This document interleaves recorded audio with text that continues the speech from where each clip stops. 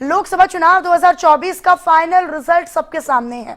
इस बार किसी भी एक पार्टी को बहुमत नहीं मिला।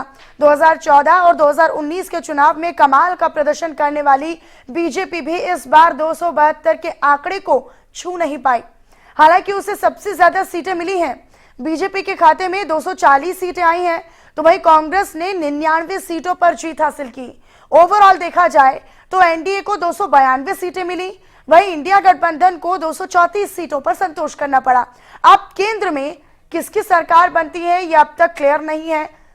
आपको ये बताते चले कि देश में एनडीए की सीटें घटी हैं, वहीं 400 पार के आंकड़े को बीजेपी छू नहीं पाई। बीजेपी नेताओं का ये साफ तौर पर कहना था कि 400 का आंकड़ा पार होगा। सबसे बड़ी बात यह रही इसमें कि 7 केंद्रीय मंत्रियों को हार का मुंह देखना पड़ा, सामना करना पड़ा। अमेठी से स्मृति ईरानी, लखीमपुर खीरी से केंद्रीय गृह राज्य मंत्री अजय मिश्र टेनी को हार से संतोष रखना पड़ा, तो वहीं संजीव बालियान, महेंद्र नाथ पांडे, भानु प्रताप वर्मा, साध्वी निरंजन ज्योति और कौशल किशोर को भी जनता से हार का सामना करना पड़ा। 2024 आम चुनाव के नतीजों ने सभी को चौंका कर रख दिया। इस मुद्दे पर हम चर्चा करेंगे, लेकिन इससे पहले देखिए हारी हुई सीटों का गुणागणित क्या कहता है। देखिए इंडिया न्यूज संवाददाताओं से हारी हुई सीटों की इनसाइड स्टोरी। लोकसभा चुनाव के परिणाम जारी हो चुके हैं, वहीं भारतीय जनता पार्टी बहुमत पाने में नाकामयाब साबित हुई। हालांकि एनडीए के साथ मिलकर सरकार बनाती हुई नजर आ रही है, लेकिन यूपी के 7 केंद्रीय मंत्रियों के हारने से कहीं ना कहीं एक बड़ा नुकसान भारतीय जनता पार्टी को हुआ है। आपको बता दें, जालौन से भी एक केंद्रीय मंत्री हैं भानु प्रताप वर्मा, जो कि जालौन में 5 बार के सांसद हैं, लेकिन इस बार वह समाजवादी पार्टी से प्रत्याशी नालंदा सहरवार से चुनाव हार गए। अंदरूनी कलह एक सामने आई है, जिसके बाद ये पता लगाया जा रहा है कि क्या कारण रहे कि भानु प्रताप वर्मा जो है चुनाव हार गए। हालांकि आज बसपा प्रमुख मायावती ने प्रेस कॉन्फ्रेंस कर मुस्लिम वोटों का न पड़ पाना एक बड़ा फैक्टर बताया है। इस वजह से भी ये कारण सामने आ रहे हैं। हमारे साथ जालौन के जो वरिष्ठ पत्रकार हैं केपी सिंह, वो मौजूद हैं, उनसे बात कर लेते हैं। आप वरिष्ठ पत्रकार हैं जालौन से, क्या लगता है क्यों चुनाव ये आज जो है केंद्रीय मंत्री जो है, क्या लगता है? असल में भानु प्रताप वर्मा 5 बार सांसद चुने जा चुके, 7 बार उनको मौका मिला, 1 बार वो विधायक भी रह चुके हैं।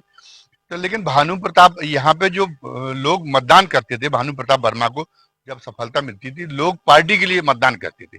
ये भारतीय जनता पार्टी का और बहुजन समाज पार्टी का एक मजबूत गढ़ था ये संसदीय क्षेत्र, और इस संसदीय क्षेत्र की वजह से जब ध्रुवीकरण होता था तो वो सामाजिक समीकरण के पास से भारतीय जनता पार्टी के पक्ष में पड़ते थे। ये पहली बार नहीं है कि भानु प्रताप वर्मा के खिलाफ असंतोष सामने आया। भानु प्रताप वर्मा को इसके पहले भी कई बार गालियां पड़ चुकी हैं, और उस समय उनके राजनीतिक अभिभावक के रूप में मंत्री जी थे जो उत्तर प्रदेश सरकार के प्रभावशाली कैबिनेट मंत्री रहे, बाबूराम जी हेमकम, वो मैनेज कर लेते थे नाराजगी को, वो लोगों के हाथ पैर जोड़ लेते थे। भानु प्रताप जी वर्मा किसी के काम नहीं आते थे, लेकिन वो कहते थे भानु वर्मा को मत देखो, काम तो मैं कराऊंगा, और काम कराने की वो क्षमता भी रखते थे। लेकिन वो जो है उनका देहावसान हो चुका है, और उसके बाद में भानु प्रताप वर्मा अकेले पड़ गए। 2014 में तो उनकी रवैया इसलिए पार हो गई थी क्योंकि मोदी उस समय लहर चल रही थी, तो मोदी लहर में लोगों ने मोदी लहर को देखा, भानु प्रताप वर्मा को व्यक्तिगत रूप से नहीं देखा। भानु प्रताप वर्मा के पास में मौका था कि उसके बाद में अपना व्यक्तिगत जनाधार विकसित करने की कोशिश करते, ऐसे में जबकि उनके राजनीतिक गार्जियन बाबूराम जी नहीं रहे थे, लेकिन उन्होंने नहीं की, और उनको चेतावनी उसी समय मिल गई थी। जब जिला पंचायत के चुनाव हुए तो जिला पंचायत के चुनाव में उन्होंने अपने सुपुत्र को खड़ा कराया, और वो अपने एक छोटे से चुनाव में वो आखिरी नंबर पे रहा था। तभी उनको ये सिग्नल मिल गया था कि लोग उनसे खुश नहीं है, और वो अपनी कार्यशैली से लोगों को खुश नहीं कर पा रहे। इसके बावजूद भी उन्होंने अपनी कार्यशैली में कोई सुधार नहीं किया। दो बार खीरी लोकसभा सीट को लेकर बेहद चर्चा हुई, क्योंकि यहाँ से 2 बार लगातार सांसद और केंद्रीय गृह राज्य मंत्री रहे अजय मिश्र टेनी, जिसकी वजह से यह सीट काफी चर्चा में रही।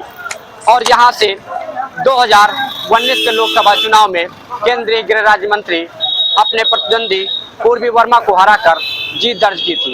लेकिन 2024 के लोकसभा चुनाव में इस बार केंद्रीय गृह राज्य मंत्री अजय मिश्र टेनी को हार मिली।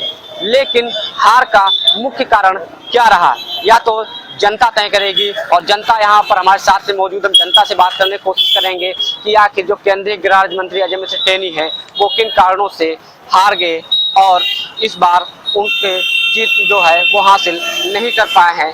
क्या नाम भाई साहब? राकेशु नाम है।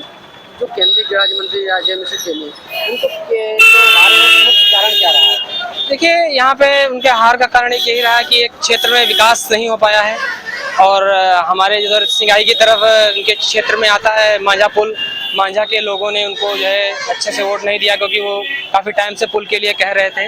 इसी तरह के कई और विकास हैं, यहाँ पीएम हाउस है और भी कई तरह के मुद्दे हैं, तो नहीं दे कर पाए हैं। तो इस वजह से जो है यहाँ पे उनको थोड़ा हार का सामना करना पड़ा है। लेकिन उनके पास जो पद था वो केंद्रीय गृह राज्य मंत्री थे, तो एक मानते हैं कि जो है अहम पद था और इसलिए खीरी सीट जो है चर्चा में रही। तो किस तरीके से आप देखते हैं?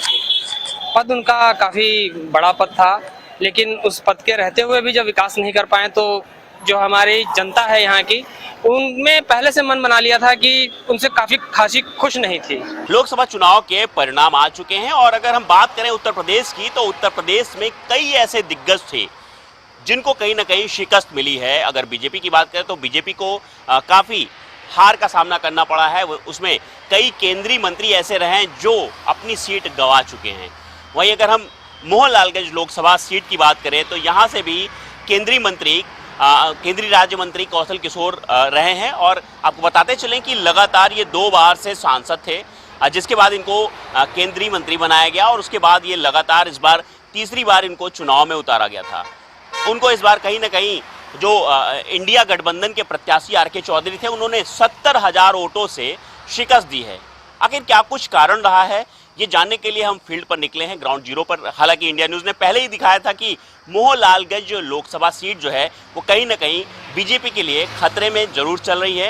इसको लेकर के लोग क्या कह रहे हैं ये भी जानने की कोशिश करते हैं। हालांकि आपको बता दें कि जो हम लोग ग्राउंड जीरो पर पहुंचे थे तो लोगों का यही कहना था साफ तौर पर कि 10 सालों में केंद्रीय मंत्री बहुत कम लोगों से मिले, बहुत कम जगह गए, जनता से कम मुलाकातें की, जिसका कहीं ना कहीं वो आज खामियाजा हार के रूप में उठा रहे हैं। चंदौली में बड़ा उलटफेर देखने को मिला है। उलटफेर ये कि दिग्गज नेता 2 बार से सांसद और केंद्रीय मंत्री डॉक्टर महेंद्र नाथ पांडे चुनाव भारतीय जनता पार्टी से हार गए और उन्हें शिकस्त दी है।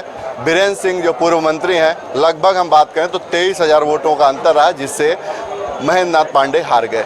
तमाम सारी चीज़ें हैं, तमाम सारी इनसाइड स्टोरीज है। इनके बीच हमारे साथ कुछ वकील हैं, वकील कहा जाता है बुद्धिजीवी वर्ग होता है, चीज़ों को समझता है। तो जानते हैं क्या कारण रहा, क्या हार का सबसे बड़ा कारण रहा। क्या नाम है आपका? प्रदीप कुमार उपाध्याय। उपाध्याय जी, क्या लगता है क्या सबसे बड़ा कारण रहा? देखिए, कारण कुछ नहीं कहा जा सकता। ये जनता है, पब्लिक है, पब्लिक सबको मौका देती है। माननीय मंत्री जी हमारे यहाँ 10 साल रहे, विकास भी अच्छा किया, लेकिन कहीं से कुछ कारण रहा होगा जिसके वजह से कुछ जनता टूट गई, खिलाफ हो गई और कुछ हमें लगता है कि छतरी का विपक्ष में आना और छतरियों का विरोध करना ये भी एक अहम कारण हो सकता है। क्या लगता है रूपाला वाला बयान जो छतरी के खिलाफ दिया था वो वही कारण? ये तो पूरे उत्तर प्रदेश की स्थिति है कि उत्तर प्रदेश में ही सीट कमें आई हैं, तो चंदौली जो लोकसभा है इसमें भी छतरी वर्चस्व की बात आई। और जो कार्य की बात है, कार्य तो पांडे जी ने बहुत किया। पंडित कमलापति त्रिपाठी के बाद चंदौली में विकास का कार्य किया तो महेंद्र नाथ पांडे ने ही किया था। लेकिन अब वोट बैंक है, वोट की स्थिति है, समाज की विश्लेषणाएँ हैं, लोग इधर उधर होते रहते हैं, मौका सबको